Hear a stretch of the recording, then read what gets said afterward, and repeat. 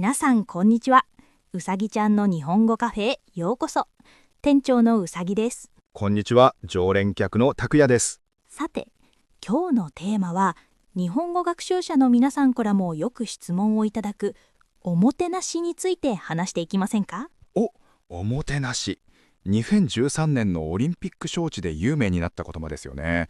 でも改めて考えると、普通のサービスと何が違うんでしょ実はおもてなしという言葉には素敵な由来があるんです。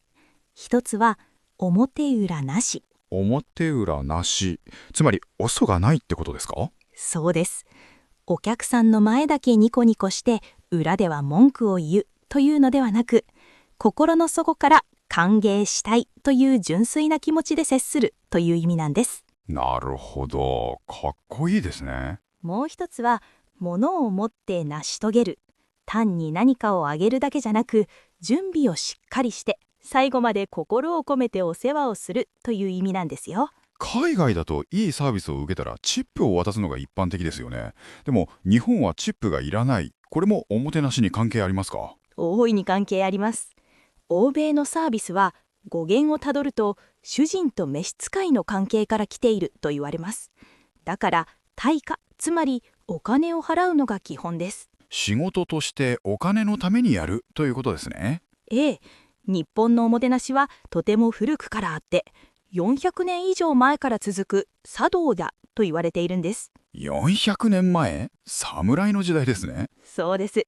茶室という狭い部屋でお茶を立てるんですが、そこには面白い工夫があるんですよ。例えば入り口、入り口がどうしたんですか？にじり口といって、大人が頭を下げて膝をつかないと入れないくらいすごく小さな入り口なんです。不便じゃないですか。なんでそんなに小さくしたんだろそれはね、この部屋の中ではみんな平等ですよというメッセージなんです。どんなに偉い侍でも刀を外して頭を下げないと入れない。身分に関係なく一人の人間として向き合い。う。へえ、まさに表裏なし。裏表のない対等な関係ですね。それにホストであるお茶の先生は数日前から準備を始めます。お客さんが来る季節に合わせて飾る花を選び、壁にかける掛け軸を選び。数日前から準備にそんなに時間をかけるんですか？そうなんです。そして一番のポイントは、お客さんの目の前で道具を清めること。すでに綺麗なはずの道具をわざわざ目の前で拭くんですか？はい、それは私はあなたに対して何も隠し事をしていません。心も道具もこんなに清らかですという究極の誠実さの証明なんです。なるほど。歴史を知ると今の日本のサービスの見え方が変わりますね。そういえば僕最近感動したことがあって、デパートで友達へのプレゼントにちょっといい革のバッグを買ったんです。そしたら外は土砂降りの雨で。あら、それは大変。せっかくのプレゼントが濡れちゃいますね。そうなんです。でも店員さんが雨が強いですのでって言って紙袋の上に透明のビニールカバーをさっとかけてくれたんです。しかも持ち手のところだけちゃんと穴が開いていて持ちやすいように。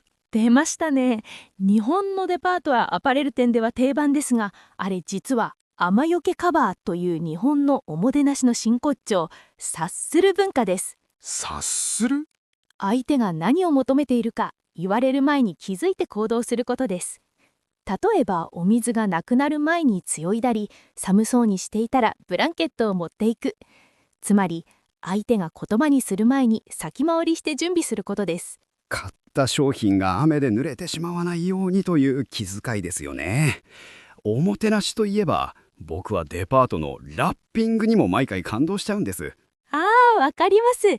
日本のデパートの包装紙ってデザインも綺麗ですし、包み方も芸術的ですよね。そうなんです。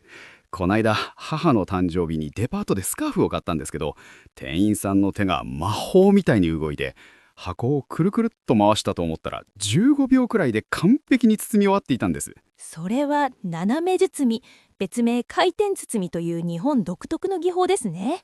斜め包み？はい、実はこれ単に早いだけじゃないんですよ。使うテープは一つだけなんです。最後に1箇所だけシールやテープを貼るだけでどこからも紙がはみ出さない。しかも包装紙の柄が箱の正面で一番きれいに見えるように計算されているんです。あのスピードでそんなことまで？そうなんです。日本には古くから包むという言葉に心を込める、大切に守るという意味があります。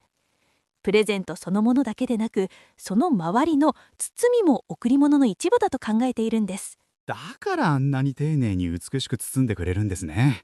渡す相手への敬意も一緒に包んでいるみたいで、なんだか僕まで誇らしい気持ちになりました。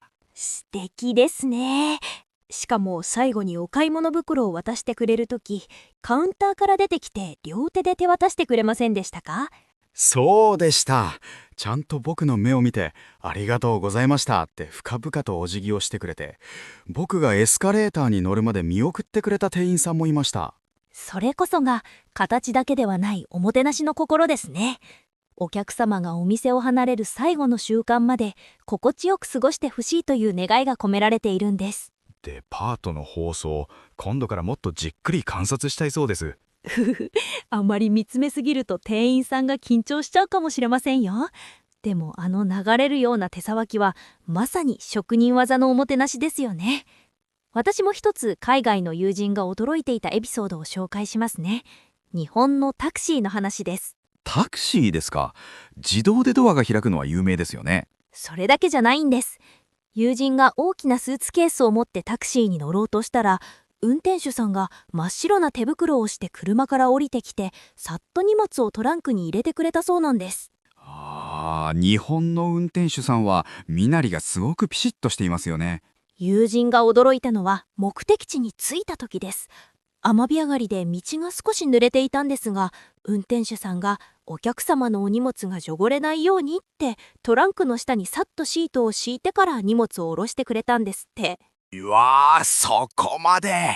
荷物の底が汚れることまで計算しているんですね。目的地に届けるというサービスを超えて、お客様の持ち物を大切に扱うという心がその白い手袋とシートに現れているんですよね。